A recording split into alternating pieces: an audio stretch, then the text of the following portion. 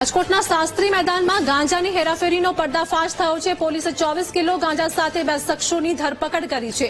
આરોપી કાર્તિક ઉર્ફે ભોલો કાંજી સહિત 2 લોકોની ધરપકડ કરવામાં આવી તો 2 લાખની વધુની કિંમતનો ગાંજાનો જથ્થો પોલીસે જપ્ત કર્યો। ઓડિશાથી ગાંજો લાવી રાજકોટમાં આરોપીઓ વેચાણ કરતા હતા।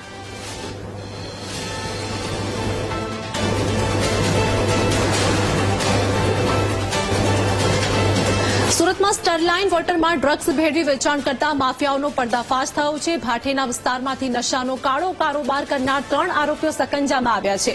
ક્રાઇમ બ્રાન્ચે દરોડા પાડીને 1.25 લાખના એમડી ડ્રગ્સ સાથે આરોપીઓને પકડી પાડ્યા છે। પોલીસે જમીલ ખાન, તોફિક પટેલ અને રેહાન ખાનની નામના શખ્સોની ધરપકડ કરી છે।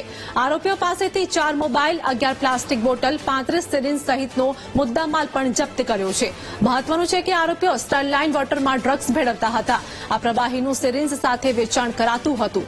જો કે આરોપીઓની પૂછપરછમાં ભાઠેના વિસ્તારના સદામ અને મીઠી ખાડીના વિસ્તારના દાનિશ ખજૂર નામના આરોપીઓના નામ ખુલ્યા છે। તો ટવીશા નામની મહિલા ડ્રગ્સની ડિલિવરી કરતી હોવાનો પણ ખુલાસો થયો છે।